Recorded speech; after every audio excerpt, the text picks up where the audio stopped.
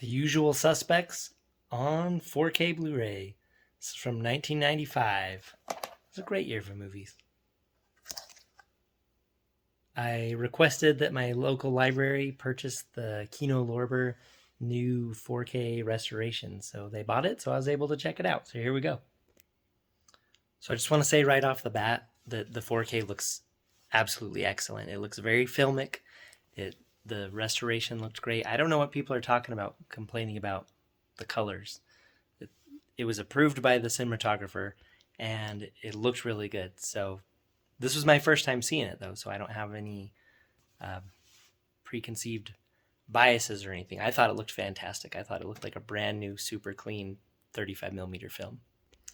And it actually had a really awesome musical score with lots of really cool piano. And I didn't realize this, but the composer and the editor, John Ottman, he also composed Valkyrie and X-Men 2 randomly. So he's done some good music in his days. All right, I'm going to show you one of the most incredible and creative shots in this movie. But first, I had no interest in seeing this movie at all. I'm always mildly curious when Kino Lorber comes out with a new 4K restoration, but really it was Heath's review over at Serial at Midnight that made me actually want to give this movie a chance. So luckily I was able to give it a rent. Anyway, this shot here completely blew my mind when I saw it. So this guy is inside of like a glass conference room that's on the exterior of the building. So behind him is exterior windows. So then right here there's the glass wall basically, and then basically this direction is the character that he's looking at down the hall. So that's the setup for this shot, and look at what they do. This is so amazing. See how the reflection from outside is on the wall, and the guy darkens it and you can see through down the hall. It looks so awesome. That was very creative, and there's a lot of shots in this movie like that. Like, it's really dialogue heavy. Yeah, there's like some shooting and a couple explosions, but for the most part, it's just really snappy dialogue, like people sitting around talking to each other. But there was some very creative and interesting cinematography in this thing. I kind of think this actor has a lot of brown makeup on and might be portraying some ethnicity that he's not. I know that's like a no-no nowadays, but he definitely seems extra brown in this movie. Okay, maybe somebody can answer this on this elevator shot. So they're getting in the elevator to do a thing. Anyway, it looks like they just stuck the camera on the bottom of the elevator and they're just filming it as they're going down. But I think they're also zooming in or zooming out. They're doing the Hitchcock Zolly, the Hitchcock maneuver. But look at this.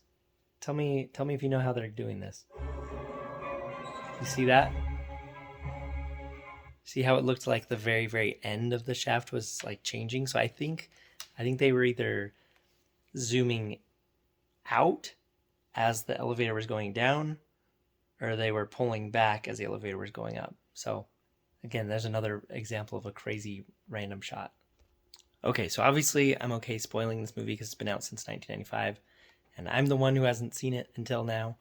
But I'm also going to spoil a little bit of the movie, the score, if you haven't seen that. So it's not that this scene gave anything away to me, but it's at this point because I had seen the score before seeing this movie. So it was at this point in the movie where I was looking down at Kevin Spacey's foot right there, and I was just like, you know what? It would be interesting if he's totally faking that. And then later there was a shot where you see his foot just straighten out and him just walk normal, like when no one's watching him. So, like I said, I'm not saying that I predicted the movie. I definitely did not predict the movie. Like the Curzon guy or whatever his name is.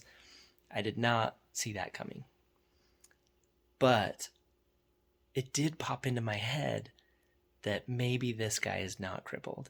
And maybe we're going to see a shot of his foot straightening out. And spoiler alert, when we did, I thought that was pretty cool. And I was like, yes! But like I said, it wasn't this scene that gave anything away to me. It's just this scene where I was watching his foot as he was walking that it just popped into my head. So you don't have to believe me on that. and that's fine. But that's what I thought when I saw this part in the movie. Okay, so I enjoyed this movie mostly.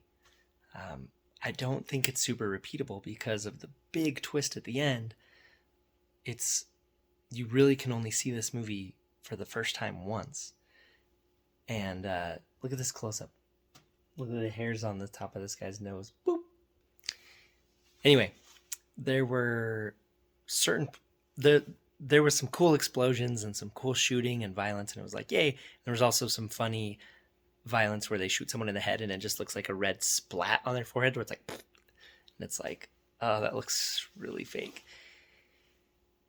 Anyway, but there was a flashback violent part back to the creation of the main bad guy, where it kind of went through what happened in his past and what he did, and it wasn't graphic, but it's what was happening that was really disturbing and is now in my head, and I actually don't like that. So the movie was good, the dialogue was incredible, the cinematography was incredible, all the actors did great, the twist was good. This is a good movie. It's just that now I have those violent images in my head of that flashback that are, again, like I said, they're not graphic, but you know what's happening and it's very disturbing. So I'm not a fan of that. I did discover a little white film scratch though in an otherwise pristine print. So look pretty much right down his body. It's going to be like a white colored film scratch. So I got it going in slow motion here. Let's see if you can see it. It should pop up here in a second.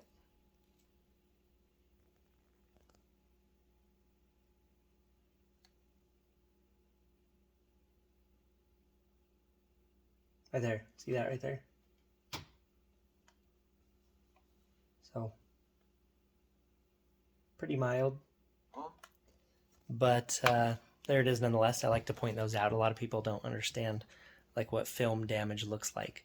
It's one thing to talk about like the digital noise on a picture from the film going through digital, but it's another thing to actually see damage on the film itself. So I like to point that out.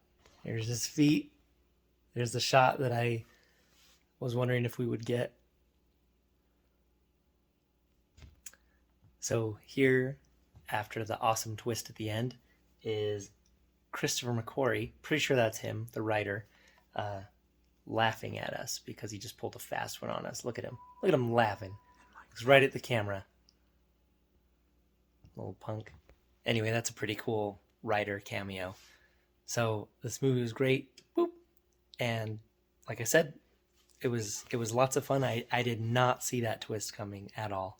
Absolutely didn't. So I really enjoyed it. I don't think I'll watch it again. I'm not going to own it, so I'm glad that I rented it.